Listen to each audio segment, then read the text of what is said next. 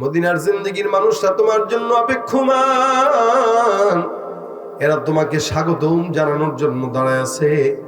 নবী করিম সাল্লাল্লাহু আলাইহি ওয়াসাল্লাম মক্কার দিকে তাকায় কান্দে আর বলে, হে মক্কা, আমি তোমার কাছ থেকে ভিক্ষুক হয়ে ফকির হয়ে ফিরে যাই, ইনশাআল্লাহ আমি আসবো লেকিন ফকির হয়ে নয়, বাদশা হয়ে। সুবহানাল্লাহ। মক্কার কাফেররা আমার নবীকে আঘাত দেয়, মারে। আমার নবী মদিনার দিকে আগায়, মদিনার শহরে ঢুকবে এমন সময় তাকায় দেখে অলি গলি যেখানে আছে সব বান্দারা দাঁড়ানো। মক্কার এমন, মদিনার এমন কোন গলি নাই যেখানে মানুষ নাই। গাছের মধ্যে বাড়ির মধ্যে রোডের চিপায় সব জায়গায় ছোট্ট ছোট্ট বাচ্চারা আমার নবীকে গানে গানে স্বাগতম জানায়। নবী মদিনার জমিনে পা রাখলেন, আল্লাহর নবী তাকায় দেখে মদিনার ছোট ছোট সন্তানরা রাসূলের গায়ে ফুল দেয় আর সুন্দর করে পড়ে, তলাল বদরু আলাইনা মিন সানিয়াতিল ওয়াদাই ওয়াজাবা শুকরু আলাইনা মা দাআ লিল্লাহি দাঈ। আল্লাহু আকবার। নবী আসলেন কি আসলেন না? মদিনায় আসছেন। এবার আমার পয়গম্বর হিজরত করে মদিনার জমিনে আসলেন।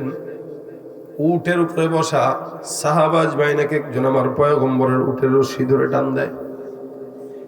আখিরি জামানার নবী মুহাম্মদুর রাসূলুল্লাহ সাল্লাল্লাহু আলাইহি ওয়াসাল্লাম মদিনায় আসলেন।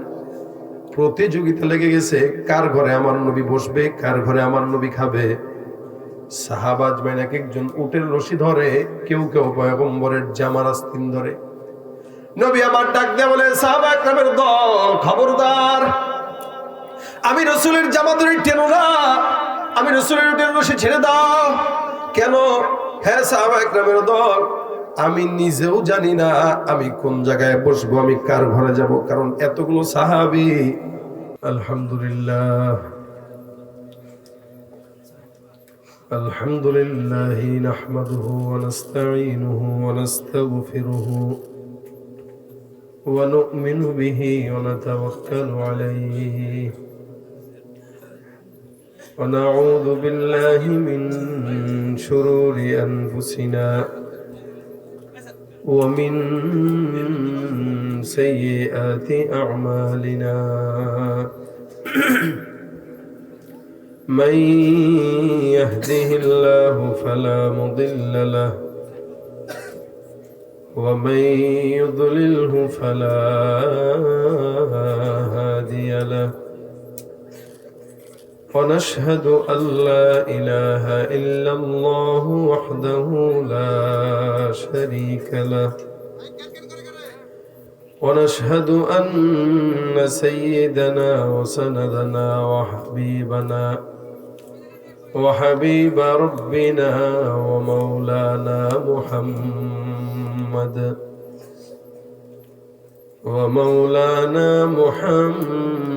محمدا عبده ورسوله صلى الله عليه وعلى آله وأصحابه وبارك وسلم تسليما كثيرا الذي أرسله الله تعالى بالحق بشيرا ونذيرا وداعيا إلى الله بإذنه وسراجا منيرا. أما بعد فأعوذ بالله من الشيطان الرجيم. بسم الله الرحمن الرحيم. نون والقلم وما يسطرون.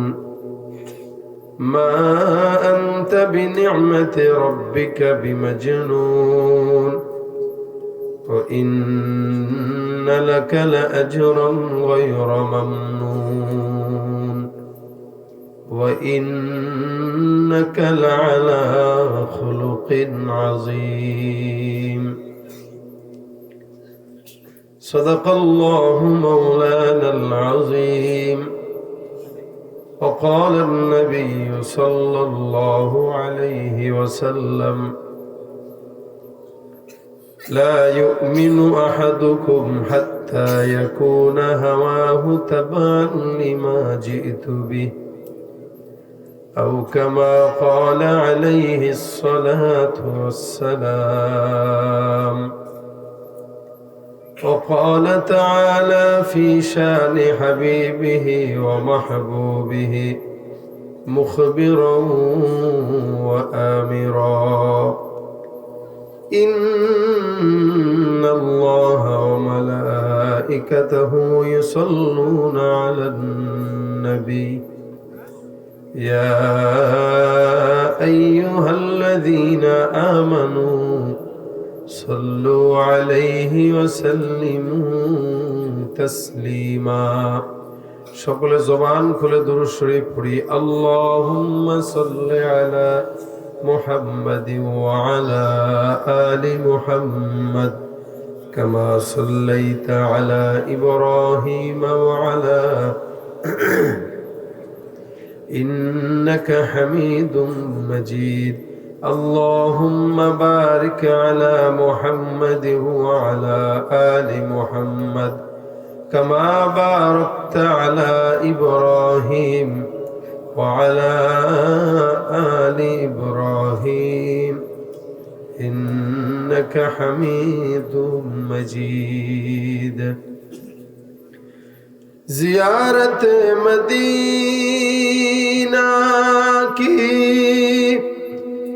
दिल में है तमन्ना,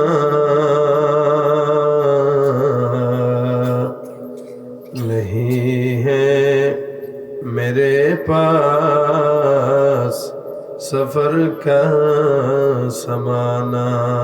बलगल उला बिकमालिही कशफत दुजा बिजमालिही हसनत जमीअ खिसालिही। জবান খুলেন, মোহাব্বতে জিকির করেন। লা ইলাহা ইল্লাল্লাহ, লা ইলাহা ইল্লাল্লাহ, লা ইলাহা ইল্লাল্লাহ, লা ইলাহা ইল্লাল্লাহ, লা ইলাহা ইল্লাল্লাহ, লা ইলাহা ইল্লাল্লাহ, লা ইলাহা ইল্লাল্লাহ, লা ইলাহা ইল্লাল্লাহ, লা ইলাহা লা ইলাহা ইল্লাল্লাহ মুহাম্মাদুর রাসূলুল্লাহ সাল্লাল্লাহু আলাইহি ওয়াসাল্লাম।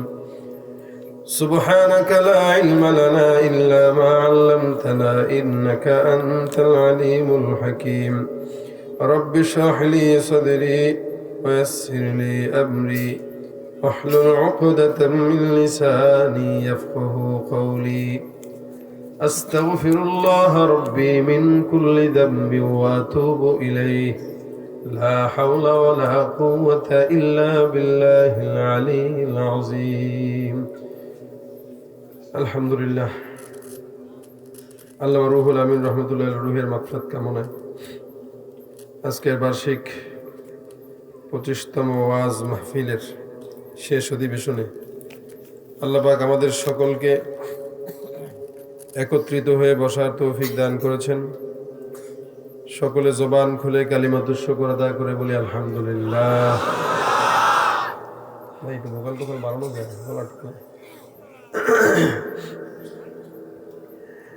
আল্লাহ পাক যদি তৌফিক দান করেন ইনশাআল্লাহ আপনাদের সামনে মুখতাসার সময় দু চারটা কথা বলবো। গলার কন্ডিশন শুনে বুঝতেছেন ঠান্ডা খুব বেশি পরিমাণ, এই জন্য আলোচনা অল্প, যদিও আমি আলোচনা এমনিও করি কম। তা আমি আমার নির্দিষ্ট সময় পর্যন্ত ইনশাল্লাহ কথা বলবো। আল্লাহ পাক যেন এই সময় পর্যন্ত আমাদেরকে সবরের সাথে আমলের নিয়তে বলার এবং শোনার তৌফিক দান করেন। মাঝে মাঝে যদি ওঠা শুরু করেন ফাঁকে ফাঁকে আধা ঘন্টা পরে, তাহলে আমি বয়ান শেষের দিকে চলে যাব। কারণ জোর করে কাউকে আলোচনা শোনানোর মতো কোনো দরকার নেই। যারা শুনবেন শেষ পর্যন্ত একদম সবরের সাথে বসবেন। প্রস্রাবও যদি আসে, ইস্তেঞ্জার চাপও যদি আসে, বসে থাকবেন। 1 ঘন্টা ইনশাআল্লাহ কষ্ট করতে পারবেন? কোনো কষ্ট হবে? আমি স্বতঃস্ফূর্ত আওয়াজ চাই। আমিও দুর্বল, আপনারাও যদি দুর্বল হন আমি কথা বলতে পারবো না। আমার কথা বলতে কষ্ট হচ্ছে, আমার নাক কান সব বন্ধ, যার কারণে আমি আপনারা জোরে বললেও আমি শুনবো। এই কারণে আপনারা একটু আওয়াজটা বাড়ায় দিবেন। রাজি আছেন? আপনিও মনিটরগুলো বাড়ান, সাউন্ডের ভোকাল বাড়ান। আমরা এখানে যারা আছি প্রত্যেকেই, আমি এখানে বসার পরেও চিন্তা করেছিলাম ভিন্ন কোনো ওয়াজ করব, কিন্তু আমাদের ইয়াসিন হায়দার সাহেব চমৎকার করে আপনাদেরকে গজল শুনাইছেন। আপনারা খুশি না বেজার? এখানে আসার পরে দেখলাম উক্ত মাহফিলে ইসলামী সাংস্কৃতিক অনুষ্ঠানে পরিবেশন করবেন কলরব শিল্পী গোষ্ঠী। আন্দাজে কলরব শিল্পী গোষ্ঠীর কোনো দাওয়াত আজকে এখানে নেই, এখানে আমার দাওয়াত। কিন্তু আমি আচমকা আজকে আমাদের ইয়াসিন হায়দার সাহেবকে নিয়ে আসার মাধ্যমে আপনাদের এই কথাটা মিথ্যা হয় নাই, সত্য হয়ে গেছে। কি বুঝেন নাই মনে হয়? এনে কলরবের কোনো দাওয়াত ছিল না, আমি ছিলাম এখানে। এরপরে নাম লিখে দেয় অনেক সময় কমিটিরা আবেগের ঠেলায়, কিন্তু আমি ইয়াসিন হায়দারকে নিয়ে আসার মাধ্যমে, উনি একটা গজল গাওয়ার মাধ্যমে কলরব শিল্পী গোষ্ঠীর একজনের গজল গাওয়া হইলো, তার মানে কথাটা সত্য হয়ে গেল, ঠিক না? সে কি বলেছে? মোরা মোহাম্মদের উম্মত। এই মোহাম্মদের উম্মত হিসেবে যেহেতু রাসূলের শানে গজল গেয়েছে, আমি যার কারণে রাসূল সাল্লাল্লাহু আলাইহি ওয়াসাল্লামের শান নিয়ে আয়াত তেলাওয়াত করেছি।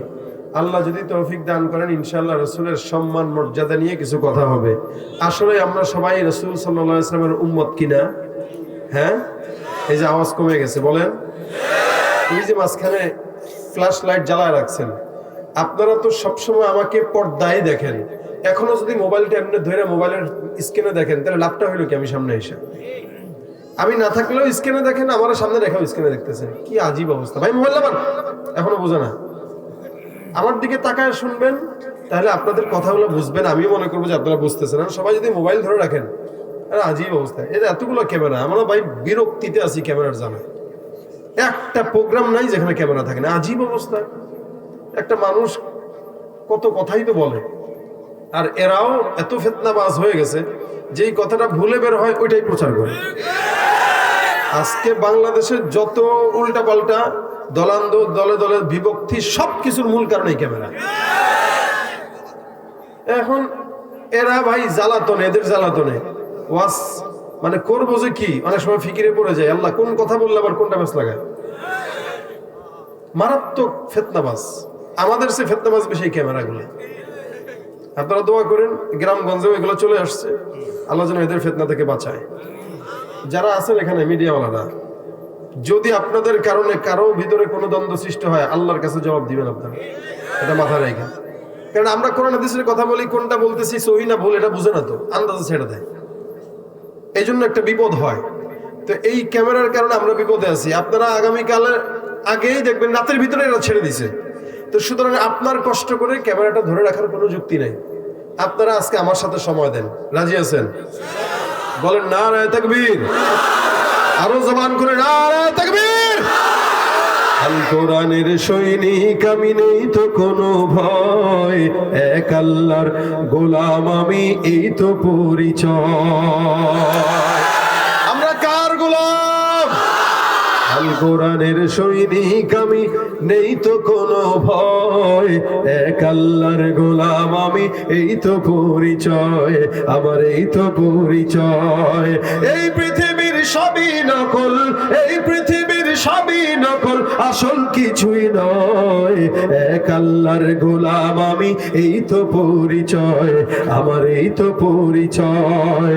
কোরআন হাদিস শাসনতন্ত্র রাসূল আমার নেতা, উৎসাহ মোর চিরমরার ইতিহাস বীর গাথা। এক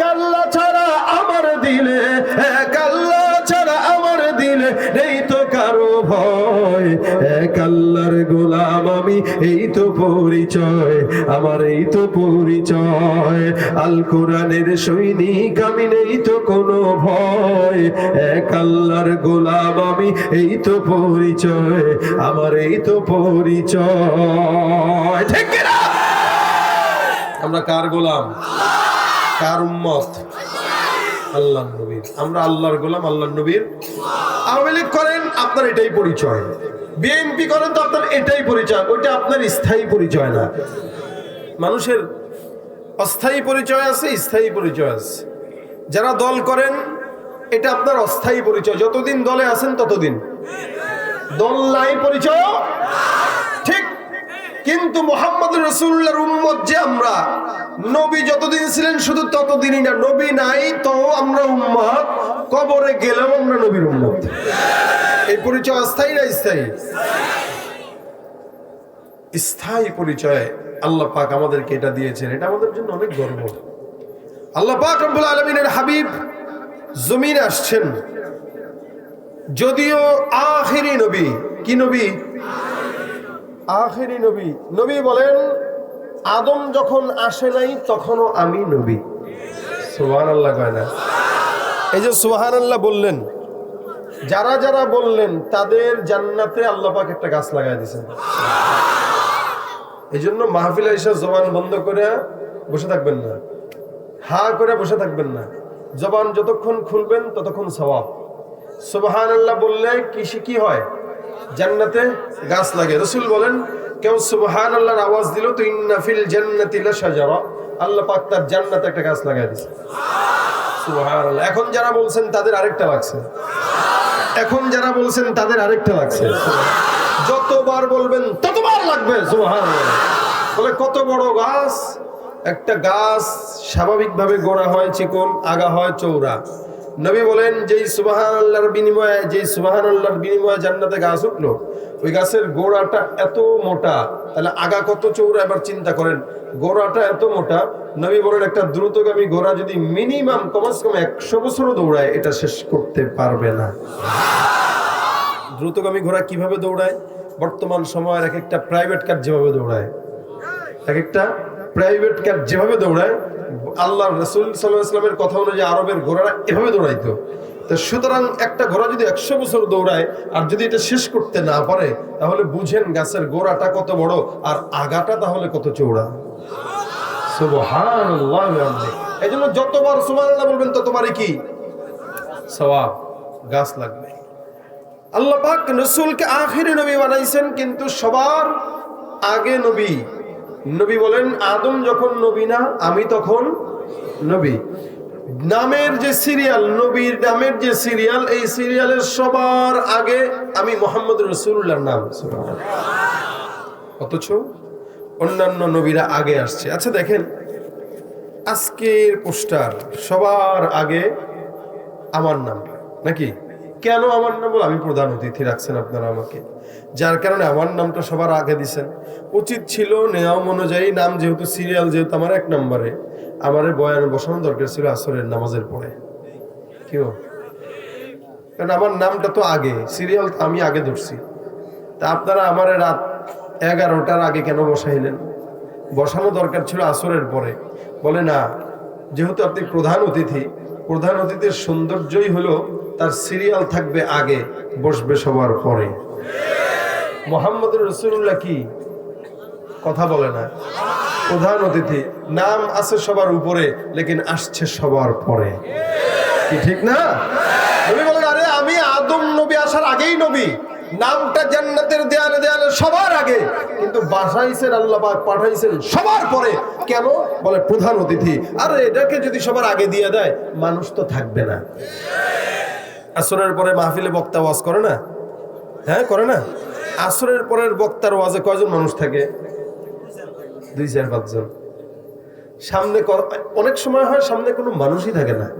কি বলেন? হুজুরের নাচক বন্ধ করে একা একা আওয়াজ করে। বলে এটা হাসির কোনো কিছু না, এটা তার দায়িত্ব। দিনের আওয়াজ মানুষের কানে পৌঁছায় দেওয়া। কেউ আসলে আসুক, না আসলে না আসুক। কিন্তু আসরের পরের বক্তা যিনি, তিনিও আলেম। প্রধান অতিথি যিনি, তিনিও আলেম। একটু পার্থক্য, একটু ওই বক্তার চেয়ে একটু দামি। অর্থাৎ তার আলোচনা মানুষ শুনে বেশি, তার সম্মান একটু বেশি, যার কারণে তার পরে বসানো হয়েছে। আর সেও সম্মানের দিক থেকে বেশি, কিন্তু তার থেকে একটু লেভেলে একটু কম হয়তো, এই কারণে তার আগে পাঠানো হয়েছে। কিন্তু কথা কিন্তু দুজনই একই কথা বলছেন, কি ঠিক না? আসরের পরের বক্তা কথা বললে মাঠে থাকে লোক 3 জন 4 জন 5 জন 10 জন।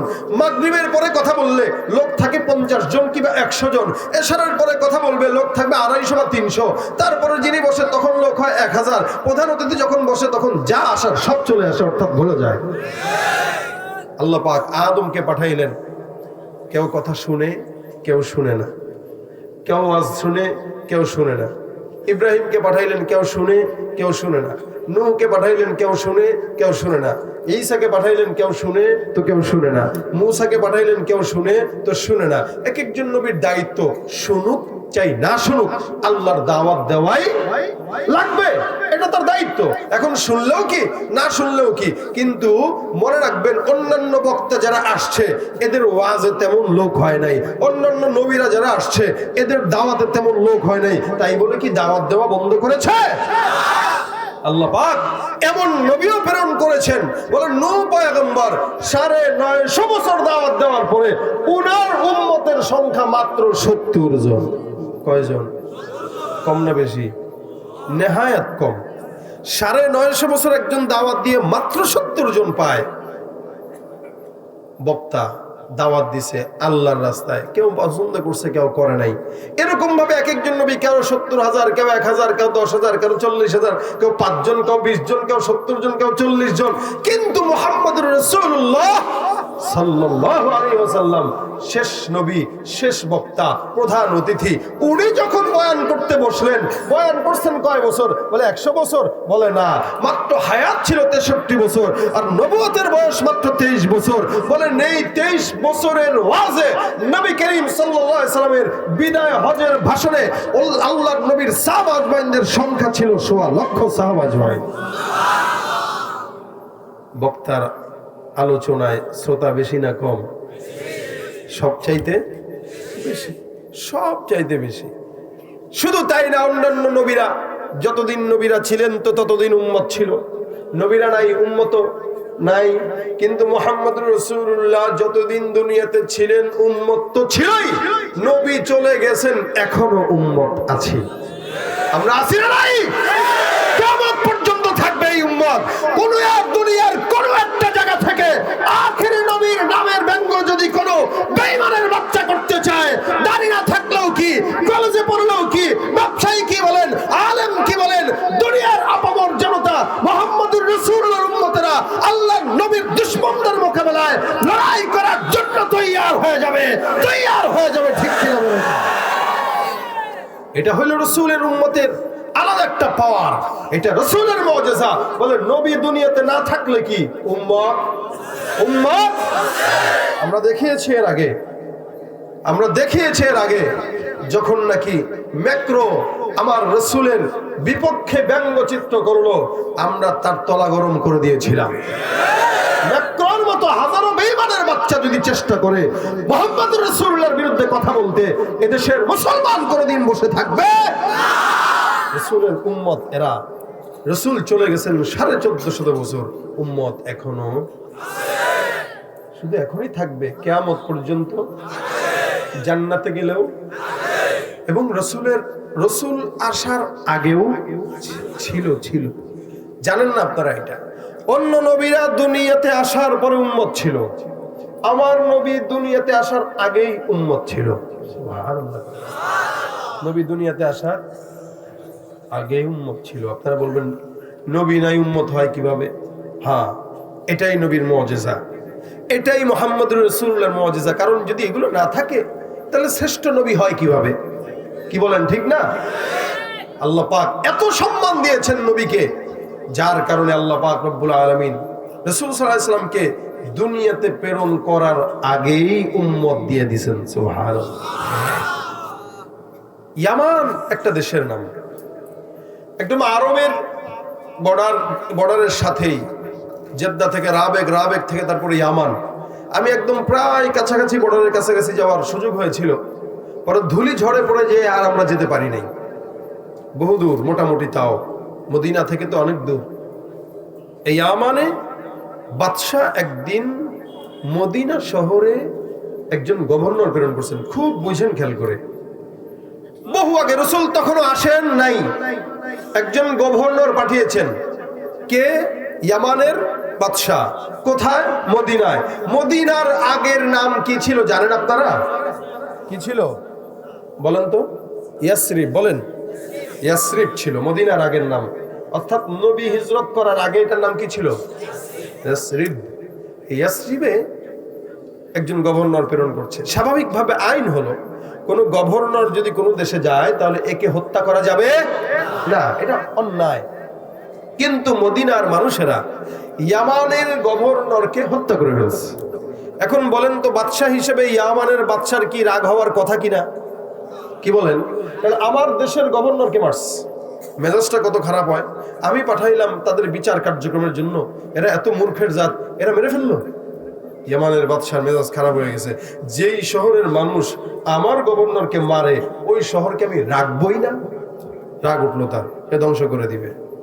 বিশাল বড় একটা দল নিয়ে রওনা হয়ে গেছে মদিনা ধ্বংস করার জন্য। বুঝেন, অথচ মদিনায় কে হিজরত করছেন?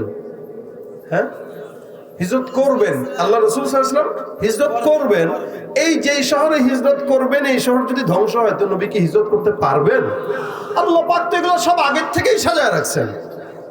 ইন্না আউওয়ালা মা খালাকাল্লাহুল কলম, নবী বলেন হাদিসে, ইন্না আউওয়ালা মা খালাকাল্লাহুল কলম সুম্মা ক্বালা লাহু উকতুব ফাজারা ফি তিলকা সাআতি কাইনুন ইলা ইয়াউমিল কিয়ামাহ। সারা জমিন দুনিয়া আসমান সৃষ্টি করার আগে আমার আল্লাহ একটা কলম সৃষ্টি করলেন। যে কলমটার ব্যাপারে আল্লাহ পাক কোরআন নাজিল করলেন, আয়াত নাজিল করলেন, সূরা নাজিল করলেন। আমি যেই আয়াতগুলো তেলাওয়াত করলাম, আল্লাহ পাক এই সূরা নাজিল করলেন। আল্লাহ পাক বলেন, নুন ওয়াল কলামি ওয়া মা ইয়াসতুরুন, কলমের কসম, কলম যা যা লিখলো তার কসম। নবী বলেন, ইন্না আউওয়ালা মা খালাকাল্লাহুল কলামা সুম্মা ক্বালা লাহু উকতুব। আল্লাহ পাক কলমটাকে সৃষ্টি করার পর বললেন, কলম তুমি লেখো। কি লিখবো? বলে, আসমান জমিনে যা যা ঘটবে কলম তুমি তা লিখে দাও। কিয়ামত পর্যন্ত আমার নবী আসবে, নবী কি করবে, নবী কোথায় যাবে, আমার পয়গম্বর কোথায় হিজরত করবে, এই সকল কিছু আমি আল্লাহ পাক রব্বুল আলামিন আদেশ করলাম। আজকের মাহফিলে আলোচক হবে কে, শ্রোতারা হবে কে, প্রধান অতিথি হবে কে, প্রধান বক্তা হবে কে, আল্লাহ পাক দুনিয়া সৃষ্টি করার 50,000 বছর আগেই লিখে দিয়েছেন। সুবহানাল্লাহ। আমার রব্বুল আলামিন মদিনার ভিতরে আমার পয়গম্বরকে হিজরত করাবেন। যদি মদিনা শহর ধ্বংস করে দেয়, হিজরত করতে পারবে না। এই আমাদের বাদশার সমস্ত দলকে নিয়ে রওনা মদিনা ধ্বংস করার জন্য, আল্লাহর নবীর শহরকে ধ্বংস করার জন্য রওনা হয়ে গেছে। নবী করিম সাল্লাল্লাহু আলাইহি ওয়াসাল্লাম তখনও জমিনের মধ্যে আসেন নাই। ইয়ামানের বাদশা যখন মদিনার শহরের মধ্যে পাও রাখলো, তখনকার বাদশারা যারা ছিল আহলে কিতাব, এদের সাথে এক একজন পাদ্রী থাকতো যারা ওই কিতাবের পণ্ডিত ছিল। এই ইয়ামানের বাদশার সঙ্গে একজন পাদ্রী ছিল। এই পাদ্রীটা মদিনা শহরের মধ্যে যখন ঢুকলো, মদিনার অলি গলির মধ্যে তাকায় আর ইয়ামানের বাদশাকে ডাক দিয়া বলে, হে বাদশা নামদার, আল্লাহর কসম করে আমি আপনাকে একটা কথা শুনাইতে চাই। আপনি যেই শহরটা ধ্বংস করার জন্য আগাইলেন, এই শহরটার আশেপাশের আবহাওয়া আর অবস্থা বুঝে আমি বর্ণনা করতে পারি। এটাই হলো ওই শহর যেই শহরের মধ্যে আখিরি জামানার পয়গম্বর মুহাম্মদুর রাসূলুল্লাহ সাল্লাল্লাহু আলাইহি ওয়াসাল্লাম হিজরত করে আসবে। কে বলতেছে এটা? বলে পাদ্রী বলতেছে, হে বাদশা, এই শহর সাধারণ কোন শহর না। যেই শহরের মধ্যে আখিরি জামানার নবী আসবে, আল্লাহর কসম করে বলি, আল্লাহ পাক রব্বুল আলামিন যেই শহরটাতে আল্লাহর হাবিবকে প্রেরণ করবেন, আপনি কেন, আপনার 14 পুরুষ যদি উঠে আসে, ওই শহর ধ্বংস করার যোগ্যতা আপনাদের নাই। ভাইরা আমার, ইয়ামানের বাদশা এই কথা শুনলেন। শোনার পর ডাক দিয়া বলতেছেন, কি ব্যাপার, তুমি যেটা বলতেছো এটা কি সত্য? ইয়ামানের বাদশা পাদ্রী ডাক দেয়া বলে, আমি পূর্ববর্তী কিতাব অনুযায়ী যে কথাগুলো বললাম এটা সত্য। আমার দিল বলে এবং আমি বিশ্বাস করি এটাই সেই জায়গা যেই জায়গার নাম থাকবে ইয়াসরিব, কিন্তু নবী আসার পরে হবে মদিনাতুল মুনাওয়ারা। দেখবেন মদিনার অলিগলি কেমন নীরব নিস্তব্ধ। মক্কায় যাবেন সব কেবল গ্যাঞ্জাম আর গ্যাঞ্জাম, মানুষদের হাউকাও। কিন্তু মদিনা এমন নীরব, কারণ আমার নবী মদিনার মাটিতে এখনো পর্যন্ত আমার নবী শুয়ে আছে। উম্মত যখন ওখানে যায় ফিকির করে এই জায়গায় এমন একটা জায়গা বেয়াদবি চলবে না, কারণ ওই যে ওখান থেকে আকা নামদার মুহাম্মদুর রাসূলুল্লাহ আমারে দেখতেছে। আল্লাহর নবী তার রওজায় জিন্দা না মৃত বলেন তো? রাসূল সাল্লাল্লাহু আলাইহি ওয়াসাল্লাম জিন্দা। ওখানের চারপাশের অবস্থা আল্লাহর নবীকে আল্লাহ পাক সব দেখায়। এবার ইয়ামানের বাদশা বলে, হায় হায়, যদি এই শহরের মধ্যে মুহাম্মদুর রাসূলুল্লাহ সাল্লাল্লাহু আলাইহি ওয়াসাল্লাম যদি হিজরত করে আসে, আমি তোমাদের সকলকে সাক্ষী রেখে বললাম, আমি ওই আখেরি জামানার নবীর নাম আমিও শুনেছি। ওই নবী যদি এই এলাকার মধ্যে আসে, আল্লাহর কসম আমি তার উপরে আমি নিজে আগে আগে ঈমান নিয়ে আসলাম। নবী কি ছিল? দুনিয়াতে ছিল? নবী আমার নাই, কিন্তু নবীর উম্মত হয়ে গেল। এ সমস্ত বান্দাকে সাক্ষী রেখে বলে, আমি নবীর উপরে ঈমান নিয়ে আসলাম, তোমরা সবাই সাক্ষী থাকো। এরপরে তোমাদের জন্য আমি দুইটা কাজ করব। এক নম্বর কাজ, আমি একটা ঘর বানাইব। ইয়ামানের বাদশা ওইখানে অবস্থান করার পর 2 তলা একটা বিল্ডিং বানায় দিলেন। সুন্দর করে একটা চিঠি লিখলেন আখিরি জামানার নবীর জন্য। ইয়ামানের বাদশা সুন্দর করে চিঠির মধ্যে লিখলেন, আমানতু বিল্লাহ আমানতু বিকা ওয়া বিকিতাবিকাল্লাযী ইউনজালু আলাইক। আমি আল্লাহর উপরে ঈমান নিয়ে আসলাম, তোমার উপরে যেই কিতাব নাজিল হলো ওই কিতাবের উপরে ঈমান নিয়ে আসলাম। ওয়া আমানতু বিরাব্বিকা ওয়া রাব্বি কুল্লি শাই, তোমার রবের সমস্ত জিনিসের উপরে আমি ঈমান নিয়ে আসলাম। ওয়া আমানতু বিকুল্লি মা জাআ মিন শারাইল ইসলাম, তোমার উপরে যেই শরীয়ত আসবে ওই শরীয়তের উপরে ঈমান আল্লাহ। ফাইন আদরাকতুকা ফাবিহা ওয়া নি'মা, তোমাকে যদি জমিনের মধ্যে আমি সাক্ষাৎ পাই তাহলে এটা আমার জন্য সবচাইতে বড় নিয়ামত। ওয়া ইল্লাম উদরিকা ফাশফা'লি ওয়া লা তানসানি ইয়াউমাল কিয়ামা, আর এই জমিনের মধ্যে যদি আমি তোমাকে না পাই, তাহলে আমি নবী, তুমি আমাকে হে পয়গম্বর ফাশফা'লি ওয়া লা তানসানি ইয়াউমাল কিয়ামা, ওই কিয়ামতের ময়দানে তুমি আমারে ভুলো না। কারণ ফাইন্নি মিন উম্মাতিকাল আউয়ালিন, কারণ তোমার সব উম্মতদের মধ্যে আমি হলাম সর্বপ্রথম উম্মত। চিঠি একটা লিখে দিলেন। চিঠিটা লেখার পরে এবার ওই ঘরের মধ্যে একজনকে বসায় দেয়, তুমি এখানে থাকো, যত খাবার দাবার লাগবে যা কিছু লাগবে ইয়ামান থেকে ব্যবস্থা হবে। যতদিন আমার পয়গম্বর মুহাম্মদুর রাসূলুল্লাহ সাল্লাল্লাহু আলাইহি ওয়াসাল্লাম না আসবে ততদিন পর্যন্ত তোমরা এখানে থাকবা। ওই নবী যদি হিজরত করে মদিনায় আসে তাহলে আমার এই চিঠিটা ওই পয়গম্বরের হাতে দিবা, আর নবীকে সালাম দিয়া বলবা, নবী গো, আপনাকে না দেখে আপনার এক পাগলা ভক্ত আপনার উপর ঈমান নিয়ে আসছিল। নবী নাই, কিন্তু নবীর উম্মত দুনিয়াতে হাজির। এবার ইয়ামানের বাদশা চলে যায়। এখান থেকে 1 বছর 2 বছর 4 বছর 10 বছর 100 বছর পার হয়ে নবী আসে না। 200 বছর পার হয় নবী আসে না। 300 বছর পার হয় আমার নবী আসে না। 400 বছর পার হয় নবী আসে না। 600 বছর পার হয় নবী আসে না। এমন করে করে 900 বছর পার হয়ে গেল। জোরে বলেন কয় বছর? 900 বছর পার হয়ে গেল। আমার পয়গম্বর জমিনে আসলেন, মক্কার জমিনে ঈমানের দাওয়াত দেয়। আল্লাহর নবীকে 40 বছর পর্যন্ত আল্লাহ পাক নবুয়তি দেয় নাই। 40 বছর পর্যন্ত আল্লাহর নবী কালেমার দাওয়াত দেন নাই, যার কারণে সমস্ত কাফের বেঈমানদের কাছে আমার নবী ছিল আল আমিন। মানে কি?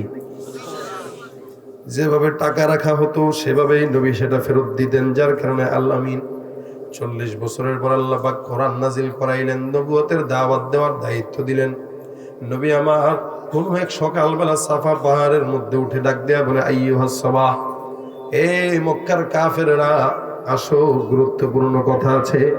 নবী সব বান্দাকে ডাক দিয়া বললেন, আমি আল্লাহর পয়গম্বর হিসেবে মনোনীত হয়েছি, তোমরা আমাকে নবী বলে স্বীকার করো, এক আল্লাহ ছাড়া অন্য কারো পূজা করবা না।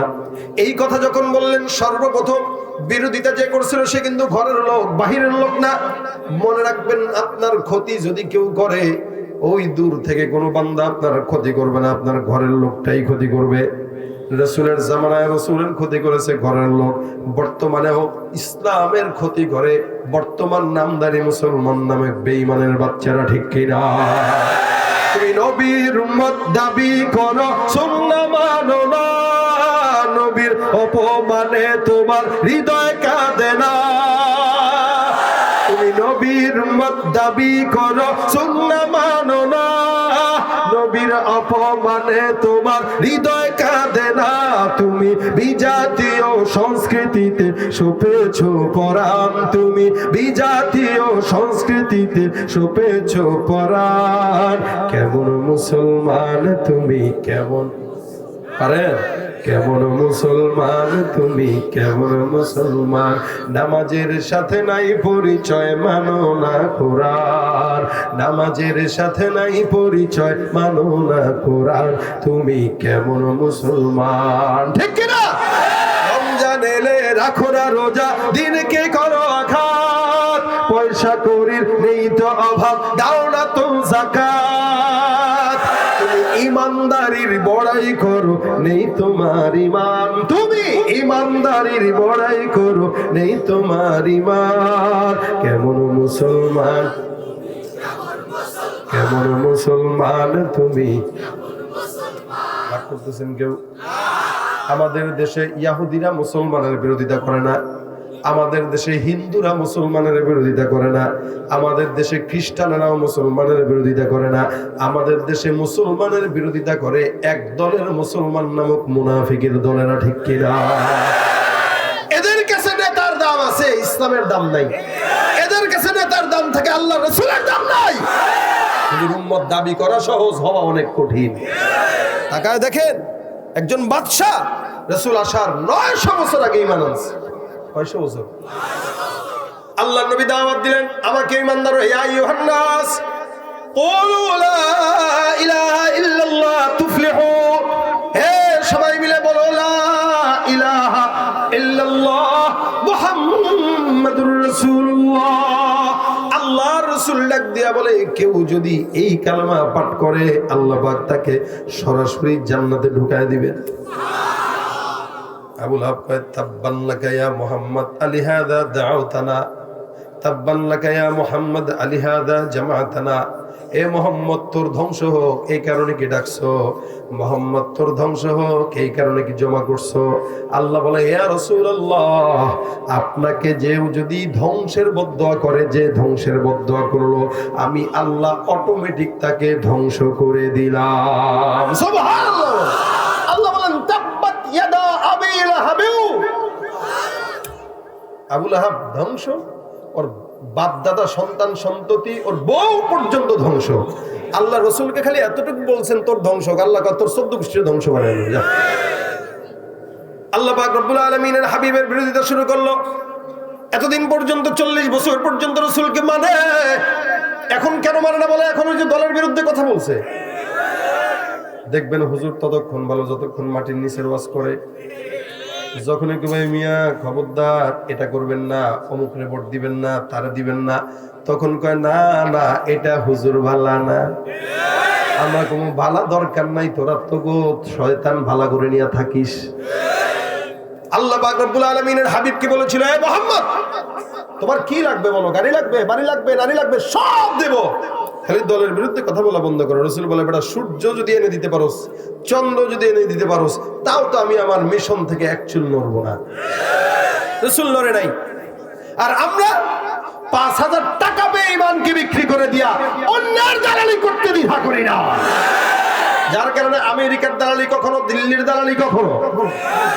মনে রাখবেন, মুসলমান দালালি করলে কার? আমরা গোলামি করবো কার?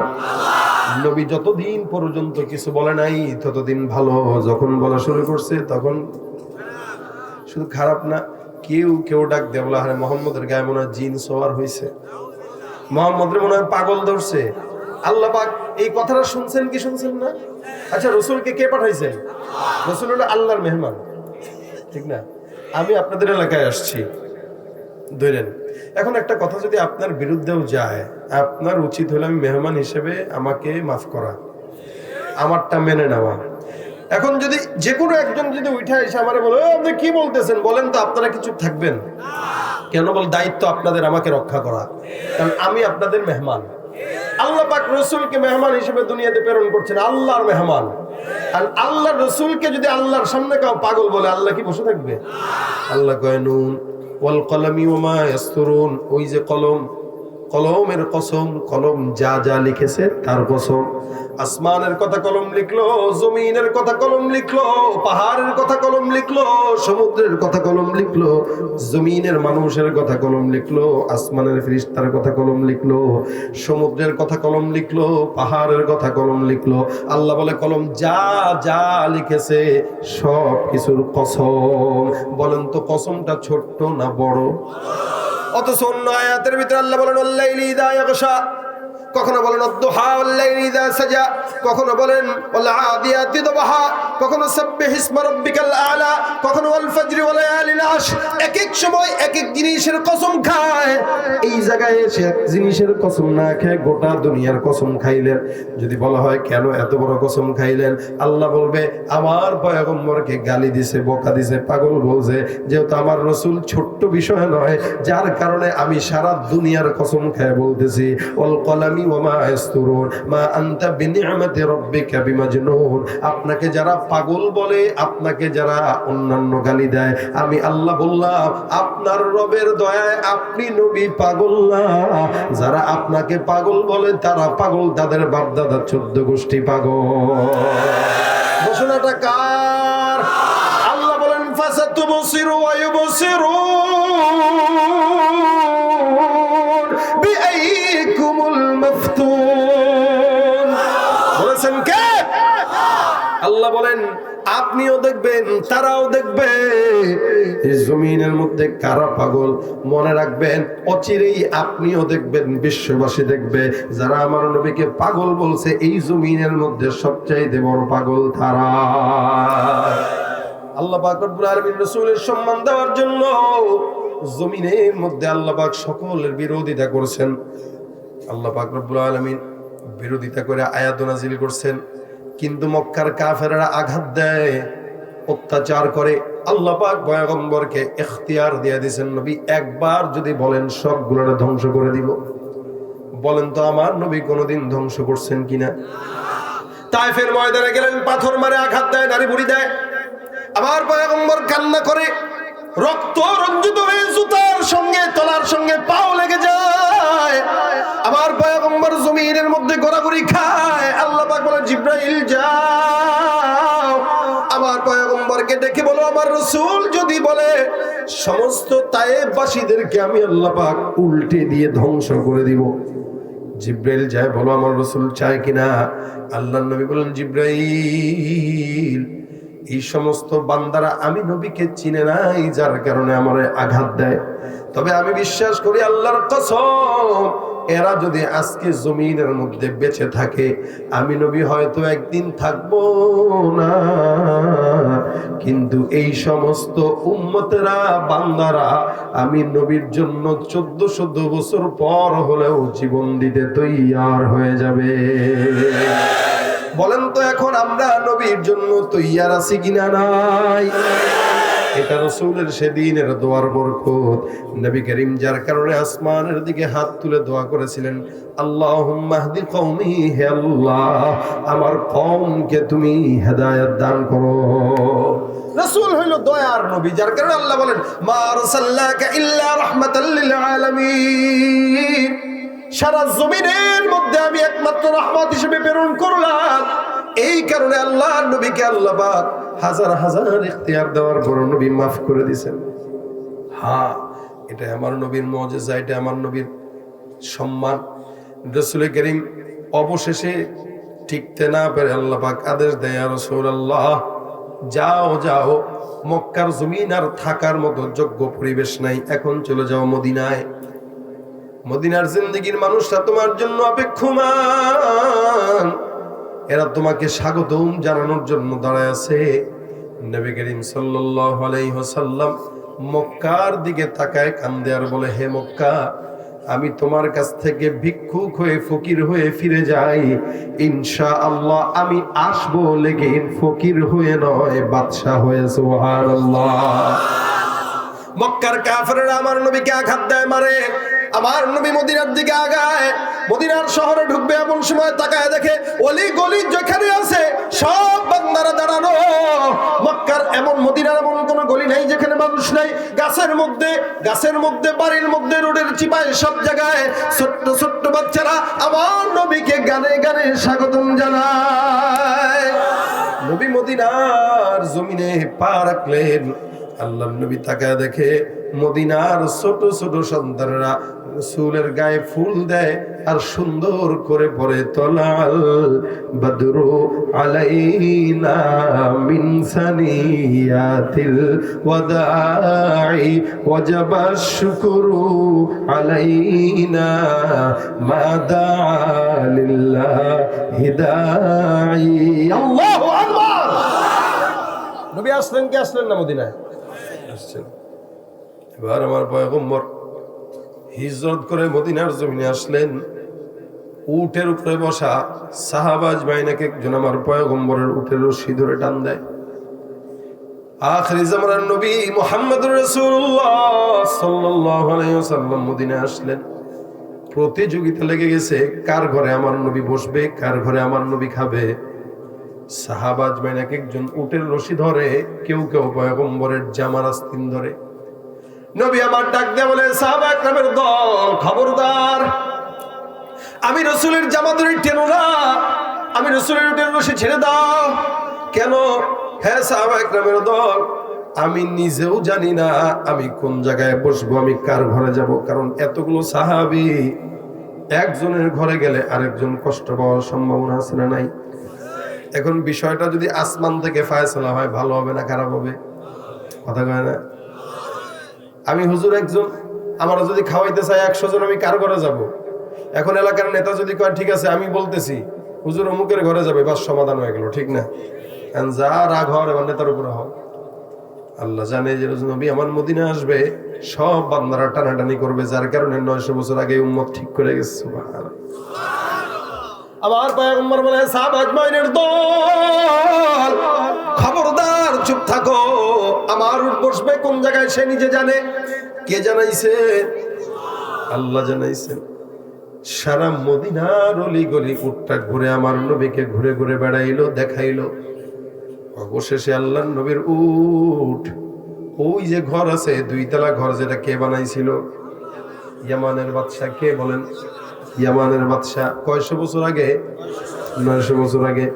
ওই ইয়ামানের বাদশার বানানো ঘরের সামনে আল্লাহর নবীর উট এসে কথা ছাড়া সুন্দর করে বসে যায়। বসাইলো কে? ভাইরা আমার, খুব বুঝবেন আল্লাহর নবী সাল্লাল্লাহু আলাইহি ওয়াসাল্লাম কেমন দয়ার নবী। এই কারণে নবী করিম সাল্লাল্লাহু আলাইহি ওয়াসাল্লামকে এক বিন্দু পরিমাণ যেন কষ্ট না হয়, আল্লাহ পাক আগের থেকে সব সুন্দর করে সাজায় রাখছেন। নবী উটের থেকে নামলেন, ওই ঘর থেকে একজন সাহাবী যিনি বের হলেন, তার নাম হযরত আবু আইয়ুব আনসারী রাদিয়াল্লাহু তাআলা আনহু। আল্লাহর নবীর সাহাবী বের হয়ে রাসূলকে জড়ায় ধরে চোখের পানি ছেড়ে কাঁদেন। নবীকে একটা চিঠি দিয়ে বলে, ইয়া রাসূলুল্লাহ, এই যে চিঠিটা দেখতেছেন, এই চিঠিটা সাধারণ কোনো চিঠি না, এই চিঠিটা এখন থেকে 900 বছর পর্যন্ত অপেক্ষা করতেছে রাসূল সাল্লাল্লাহু আলাইহি ওয়াসাল্লামের হাতে যাওয়ার জন্য। নবী গো, এটা আজ থেকে 900 বছর আগে আপনার একজন উম্মত আপনার জন্য লিখে গেছে। নবী আমার চিঠিটা হাতের মধ্যে নিয়ে পড়ে চোখের পানি বের হয়। একটা উম্মত নবীকে দেখে নাই, কিন্তু নবীর প্রেমে পাগল। আমার নবীর প্রেমে পাগল হইয়া এই সাহাবী সুন্দর করে চিঠি লিখে গেছেন, যদিও নবীকে দেখেন নাই, নবীর উম্মত। রাসূল চিঠি পড়ে আর কান্দে। এরপরে সাহাবা আজমাইনরাও এই দৃশ্য দেখতেছে, হায় হায়, আমরাও তো জানতাম না এরকম একটা অবস্থা আল্লাহ পাক সৃষ্টি করে রাখছেন। নবী সাহাবা আজমাইনদেরকে ডাক দিয়া বলে, সাহাবা একরামের দল, তোমরা সাক্ষী থাকো যে উম্মত আমি নবীকে না দেখে 900 বছর আগে ঈমান নিয়ে কবরে চলে গেছে, আমি নবী ওয়াদা করলাম এই উম্মতকে জান্নাতে যখন আমি নবী যাব, সর্বপ্রথম আমার ডান পাশে থাকবে আমার এই উম্মত।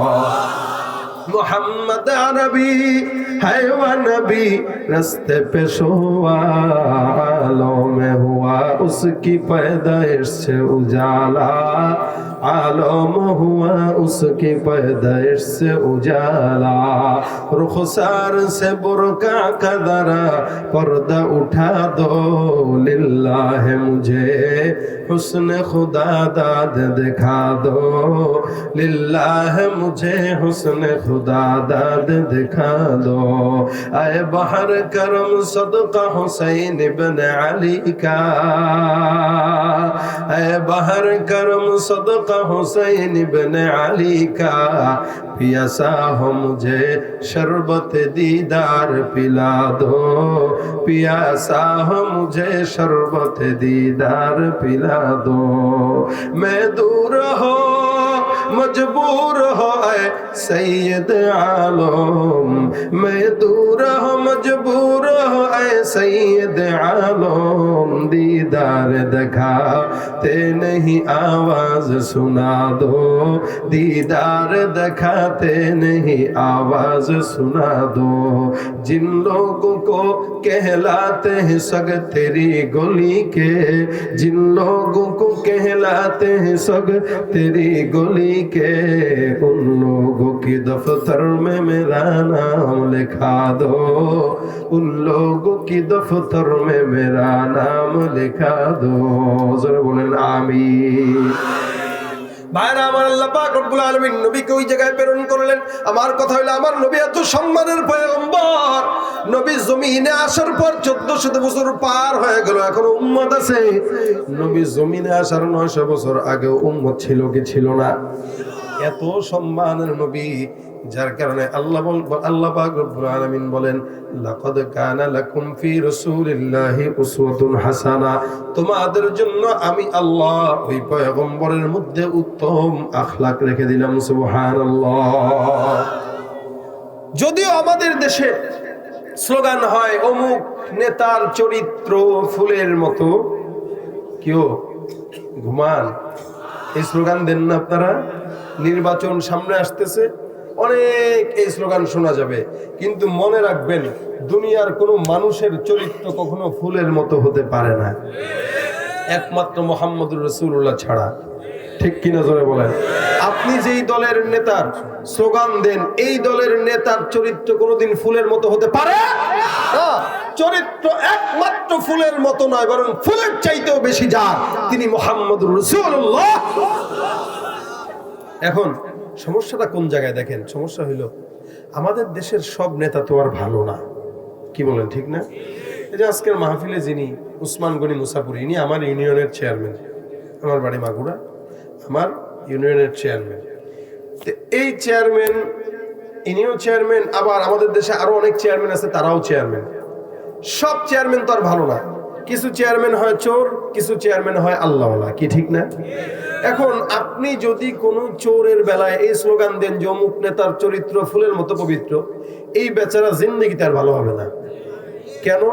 এই বেচারা চিন্তা করবে এত চুরি করার পরেও যদি ভালো থাকি, ফুলের মতো থাকে, তাহলে ভালো হওয়া দরকার কি? কথা বলা আসতে। কিন্তু স্লোগান যদি দেওয়া লাগে দিবেন এভাবে, বিশ্ব নবীর চরিত্র ফুলের মতো।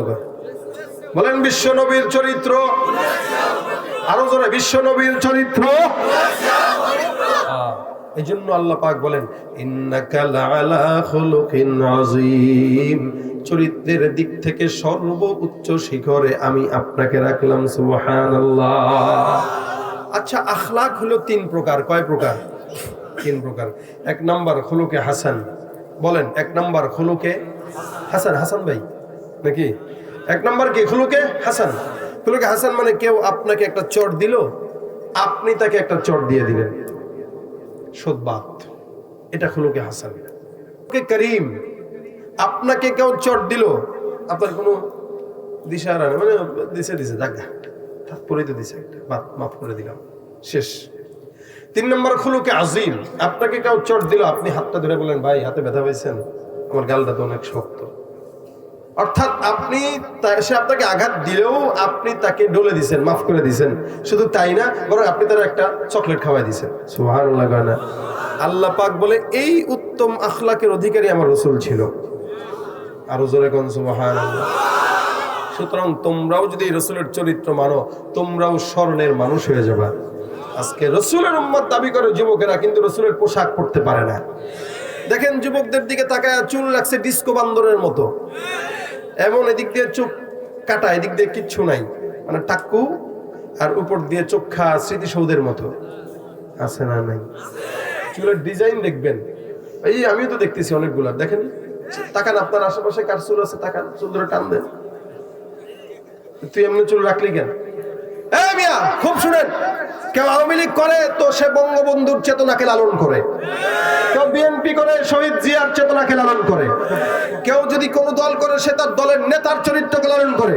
ঠিক মুসলমান যদি রাসূলের ইসলাম ফলো করে, সে মুহাম্মাদের আখলাককে ফলো করে। আপনি মুহাম্মাদের উম্মত দাবি করবেন, আপনার চুল রাখবেন, আপনি খেলোয়াড়দের মতো, নায়ক নায়িকাদের মতো আপনি উম্মত দাবি করতে পারছেন, হইতে পারেন নাই। এই জন্য যুবকদেরকে বলি, চুল আর ওই সমস্ত গরু ছাগলের মতো রাখেন না। প্যান্টও পরে আলহামদুলিল্লাহ দিলে মোটামুটি সিরা 14 জায়গায় আছে। এখানে এখানে এখানে এয়ার কন্ডিশন লাগায় দেয়, ফাঁকা। গ্রামের মহিলারা তো বুঝে না, বাবারে বাবা কোন জায়গায় অ্যাক্সিডেন্ট করছো, কিসের অ্যাক্সিডেন্ট করছে, ওই যে প্যান্ট সিরা কদর, আমি তো মনে করছি তুই হুন্ডা অ্যাক্সিডেন্ট করছো। না না, এটা স্টাইল। এটা কি পাশায় সিরা, কয় এটা স্টাইল, সামনে সিরা, এটা স্টাইল। তাহলে আপনার সাথে গরু ছাগল বেশি স্টাইল, কি বলেন, ঠিক না? আধুনিকতার নাম বেহায়াপনা নয়, আধুনিকতার নাম ইসলামের থেকে অন্য কোনো কিছু আধুনিক আছে আর? এই জন্য আখলাক ফলো করবো মুহাম্মদুর রাসূলুল্লাহ। একটা একটা আখলাক যদি ফলো করতে পারে, আজকে থেকে চিন্তা করবেন, এই যে যারা চুল রাখে এরকম, আপনারা দিল থেকে বলেন তো এদেরকে কি ভালো লাগে দেখতে? টাউট বাটপারের মতো লাগে। আমারও যদি কোনো চোর এমনি এসে বলে যে হুজুর আমার কেমন লাগে, আমি বলবো তোর চোরের মতো লাগে বেটা। তাহলে কোন দুঃখে তুমি এমনি চুল রাখো? কে বলছে তোমার এমনি চুল রাখতে? 16 বছর 15 বছরের পোলাপান নাক টিপ দিলে দুধ বেরোবে এমন ভাবে চুল রাখে, ওরা দেখলেই ভয় লাগে, ওরা দেখলে স্নেহ লাগবে, ওরা দেখলে ভয় লাগে, আতঙ্ক লাগে, জানলা এটা কোন জানোয়ারে, মনে হয় চিড়িয়াখানার দরজা খোলা ছিল, কোনো মতে পলে আসছে। কি বলেন? সমাজের অধিকাংশ যুবকদের অবস্থা এরকম। যুবকরা যদি ভালো হয়, সমাজ পরিবর্তন হওয়া সম্ভব। যুবকরা যত খারাপ হবে, সমাজে তত নগ্নতা, উচ্ছৃঙ্খলতা বাড়বে। এই জন্য যুবকদের ভিতরে রাসূলের আখলাক ঢোকানো দরকার আছে না নাই? নিয়ত করেন আজকে থেকে, যাদের দাড়ি রাখতে পারেন নাই, যারা আজকে থেকে রাসূলের একটা আখলাক দাড়ি এটা রাখবেন। কারা কারা আছেন নিয়ত করবেন একদম খালেস। আল্লাহ তুমি তাকায় দেখো, আল্লাহ এরা নিয়ত করছে, এদের জন্য সহজ করো, আল্লাহ এদেরকে সহজ করো, আল্লাহ এদেরকে এই নিয়তের উসিলায় বরকত দান করো। 10 জন যদি আজকে এখান থেকে দাড়িওয়ালা হয়, ইনশাআল্লাহ আজকের মাহফিল কামিয়াব। কি বলেন, ঠিক না? রাসূলের আখলাক ভাই, এটা কোরআন। রাসূলের আখলাক এটা কি? কোরআন। আম্মা জান আয়েশা বলেন, কানা খুলুকুহুল কোরআন। রাসূলের আখলাকটাই হলো কোরআন, আল্লাহর কোরআনটাই হলো নবীর আখলাক। এই জন্য জবানে দাড়ি উঠাবো, রাসূলের সুন্নত একটা করে মানবো। যেমন আরেকটা সুন্নত আমরা মানতে পারি, কি বলে সেটা মিসওয়াক। কি? এই মিসওয়াক তো এখন হারাই গেছে, এখন এটা কি আমরা জানিই না। অথচ নবী করিম সাল্লাল্লাহু আলাইহি ওয়াসাল্লামের কাছে জিবরাইল যতবার ওহী নিয়ে আসছেন, ততবার মিসওয়াকের কথা বলছে। নবী বলেন, আমি তো আল্লাউলা আন আশুক্কা আলা উম্মতি লা আমারতুহুম বিসওয়াক ইনদা কুল্লি সালাহ। রাসূল বলেন, আমি তো ভয় পেয়ে যাচ্ছিলাম যে আল্লাহ পাক নাকি আবার প্রত্যেকটা ওয়াক্তের জন্য, নামাজ 5 ওয়াক্তের জন্য উম্মতের জন্য মিসওয়াককে ফরজ করে দেয়। আমি ভয় পেয়ে গেছি, এতবার আল্লাহ পাক রাসূলের কাছে মিসওয়াকের কথা বলতেছেন। রাসূল বলেন, আমি ভয় পেয়ে গেছি, না জানি এটা ফরজ হয়ে যায়। তাহলে এটা একটা রাসূলের সুন্নাত। কি সুন্নাত? দাঁত ভালো থাকে, দাঁতের মাড়ি মজবুত থাকে, মুখ থেকে দুর্গন্ধ দূর হয়, নামাজে ইবাদতে খুশু বসে, ইবাদতে দ্বিগুণ সওয়াব পাওয়া যায়। অনেক ফজিলত আছে মিসওয়াকে। আজকে থেকে আপনারা গ্রামগঞ্জের মানুষ মেসওয়াক কিনা লাগে, আমরা ঢাকা শহরে থেকে কিনা লাগে, একটা মেসওয়াক 2-4 বার ব্যবহার করলে আর করার যোগ্যতা থাকে না ওই মেসওয়াকের। আপনারা গ্রামগঞ্জের মানুষ ভাই নিম ডাল নিবেন, প্রত্যেকদিন একটা করে ভাঙবেন, একটা করে রাখবেন, পকেটে একটা মেসওয়াক রাখবেন। মেসওয়াক দেখেই তো ইয়াহুদি নাসারারা কামানের ভয় পেত। আজকে মেসওয়াকও নাই, ভয়ও নাই। সাহাবাদের জামানায় সাহাবা একরামরা যুদ্ধের ময়দানে যাওয়ার সময় মেসওয়াক করতো, কাফেররা দেখতো আর বলতো ইন্না লিল্লাহ, এরা যেমন দাঁত মাজতেছে মনে হয় আজকে আমাদেরকে খাবে, চল ভাগ। আমাদের মেসওয়াকও নাই, যার কারণে আমাদের ঈমানও দুর্বল হয়ে যাচ্ছে। এই কারণে 1 নাম্বার হচ্ছে দাড়ি রাখবো, কি 2 নাম্বার মেসওয়াক করবো, কি রাজি আছেন? আল্লাহ পাক তৌফিক দান করুক, বলেন আমিন। আজকের মাহফিলের জন্য জাস্ট খালি শামিল থাকবেন। আমি তো দেখতেছি মাহফিলটা হলো একজনের মৃত্যুবার্ষিকী উপলক্ষে, কালেকশনটা কি মাহফিলের খরচ অনুযায়ী হবে? এই মাহফিলের খরচের জন্য আপনারা আপনাদের ভিতরে কিছু ভাইরা ঢুকে যাবে, আমাদের যুবক ভাইরা কিছু যাবে। আপনারা এই মাহফিলের যে খরচ, প্যান্ডেল বলেন, মাইক বলেন, যা যাবতীয় খরচ বলেন, খরচ তো যথেষ্ট হয়। এই খরচের জন্য জাস্ট খালি আজকের মাহফিলে দান করবেন এই নিয়তে। কি নিয়তে জানেন? আমি নিয়তটা আগে শোনাই, যে আজকে রাসূল সাল্লাল্লাহু আলাইহি ওয়াসাল্লামের আখলাক থেকে, জীবনী থেকে কিছু কথা হয়েছে। রাসূলের প্রতি প্রেম একটু বাড়ছে না কমছে? সবার যদি বেড়ে থাকে এই নিয়তে দান করবেন। আমি 100টা টাকা আজকে দান করতেছি এই নিয়তে, আমার রাসূলের রওজায় যেন এই সওয়াবটা যায়।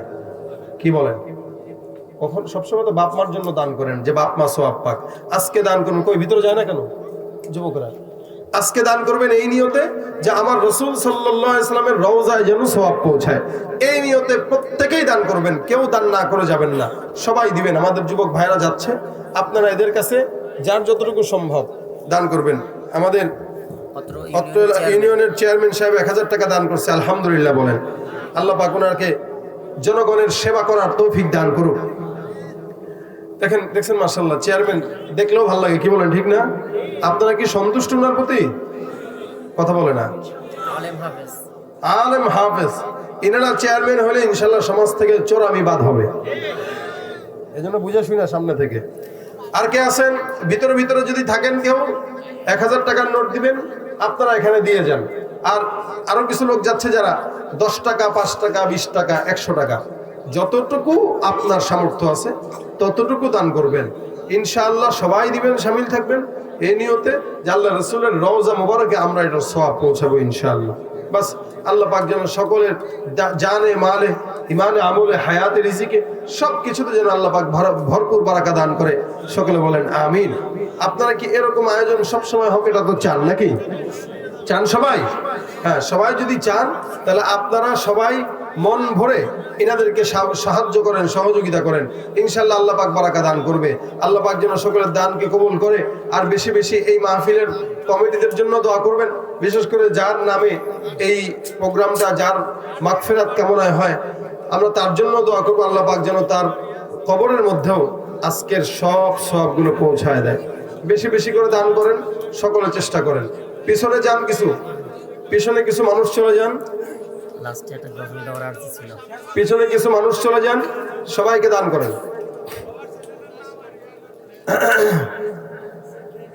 হ্যাঁ, সবাই মন ভরে দান করেন ভাই। প্রোগ্রামটার জন্য এই নিয়তে দান করেন, রাসূলের রওজায় যাবে।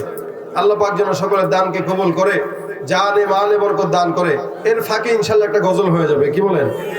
সবাই মিলে ইনশাআল্লাহ গাবো। রাজি আছেন? রাজি আছেন? নাস্তিকতা নিপাত যাক, দিন ইসলাম জিন্দাবাদ। নাস্তিকতা নিপাত যাক, দিন ইসলাম জিন্দাবাদ। কোটি প্রাণে একই আওয়াজ। খোদাদ্রোহী ছাড় পাবে না, এই বাংলায় ঠাই হবে না। মুসলমানরা জেগেছে আজ। জোর কদমে সামনে চলো, বজ্র কণ্ঠে আওয়াজ তুলো, সবাই মিলে একই তালে দাও না স্লোগান। নারায়ে তাকবীর, নারায়ে তাকবীর। দিন ইসলাম, দিন ইসলাম জিন্দাবাদ, জিন্দাবাদ। ইসলামেরই জন্য দেশের হয়েছে জন্ম, ইসলামের বিরুদ্ধে গেলে দেশ হবে ভিন্ন। ইসলামেরই জন্য দেশের হয়েছে জন্ম, ইসলামের বিরুদ্ধে গেলে দেশ হবে ভিন্ন। ইসলামের বিরুদ্ধে যারা নিয়েছ অবস্থান, এই বাংলায় ঠাই হবে না, যাও ভিন্ন স্থান। জোর কদমে সামনে চলো, বজ্র কণ্ঠে আওয়াজ তুলো, সবাই মিলে একই তালে দাও না স্লোগান। নারায়ে তাকবীর, আল্লাহু আকবার। নারায়ে তাকবীর। মুসলমানের এই দেশেতে নাস্তিকদের ঠাঁই নাই, নাস্তিকদের পক্ষে যারা তাদের কোনো রক্ষা নাই। মুসলমানের এই দেশেতে নাস্তিকদের ঠাঁই নাই, নাস্তিকদের পক্ষে যারা তাদের কোনো রক্ষা নাই। এই দেশেতে থাকতে হলে কোরআন মানতে হবে, কোরআন না মানলে তারা বিতাড়িত হবে। জোর কদমে সামনে চলো, বজ্রকণ্ঠে আওয়াজ তোলো, সবাই মিলে একই তালে দাও না স্লোগান, নারায়ে তাকবীর, নারায়ে তাকবীর। ইসলামের শত্রুরা কোরআন সুন্নাহর আলো, লিল্লাহে তাকবীর। আল্লাহ পাক আজকের মাহফিলের ভরপুর কামিয়াবি দান করুক, আমাদের সকলকে রাসূল সাল্লাল্লাহু আলাইহি ওয়াসাল্লামের খাঁটি আশিক উম্মত হয়ে কবরে যাওয়ার তৌফিক দান করুন।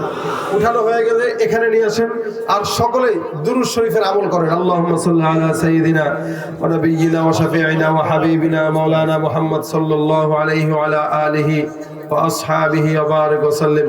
আলহামদুলিল্লাহ, আপনাদের জন্য মাহফিলের তরফ থেকে তোবারকের ব্যবস্থা আছে, সবাই বসবেন, তোবারক নিয়ে তারপরে যাবেন।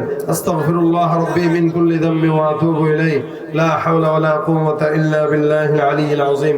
আল্লাহুম্মা আনতাস সালাম, রব্বানা যালামনা আনফুসানা ওয়া ইল্লাম তাগফির লানা ওয়া তারহামনা লানাকুনান্না মিনাল খাসিরিন। ربنا هب لنا من أزواجنا وذرياتنا قرة أعين واجعلنا للمتقين إماما رب اغفر لي ولوالدي وللمؤمنين يوم يقوم الحساب। আয় আল্লাহ, মেহেরবানি করে আজকের মাহফিলকে কবুল ও মঞ্জুর করে নেন। আয় আল্লাহ, যা আলোচনা হয়েছে আমল করার তৌফিক দান করে দেন। আয় আল্লাহ, সকল প্রকার গুনাহগুলো মাফ করে দেন, নেকের দ্বারা পরিবর্তন করে দেন। আয় আল্লাহ, যারা আজকের এই মাহফিলের আয়োজন করেছে প্রত্যেককেই জানে মালে বরকত দান করেন। আয় আল্লাহ, যার নামে আজকের এই মাগফিরাত কামনায় মাহফিল হয়েছে তার কবরে আজকের এই সওয়াবগুলো পৌঁছায় দেন। আয় রব্বুল আলামিন, মেহেরবানি করে আমাদের ভিতরে যাদের মা বাবা অন্ধকার কবরে শুয়ে আছে প্রত্যেকের কবরগুলোকে জান্নাতের বাগান বানায় দেন। আল্লাহ আল্লাহ, যাদের মা বাবা জীবিত আছে সুস্থ তারা হায়াত দান করে দেন। রব্বুল আলামিন, মা বোনদেরকে পর্দার বিধান মেনে চলার তৌফিক দান করে দেন। আয় আল্লাহ, মেহেরবানি করে যুবকদেরকে দিনদার নেককার পরহেজগার বানায় দেন। আয় আল্লাহ, মেহেরবানি করে সকল মুসলমানদেরকে রাসূলের সুন্নাহ মোতাবেক চলার তৌফিক দান করে দেন। আয় আল্লাহ, আমাদের সকলকে একবার হলো আপনার হাবিবের রওজা জিয়ারত করার তৌফিক দান করে দেন। আয় আল্লাহ, মেহেরবানি করে যারা একবারে গেছে বারবার যাওয়ার তৌফিক দান করেন। আল্লাহ, অসুস্থদেরকে সুস্থতার হায়াত দান করে দেন।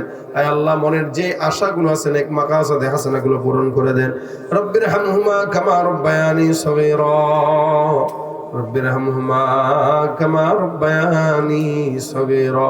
সুবহান রাব্বিকা রব্বিল ইজ্জাতি আম্মা ইয়াসিফুন ওয়া সালামুন আলাল মুরসালিন ওয়ালহামদুলিল্লাহি রাব্বিল আলামিন। আসসালামু আলাইকুম।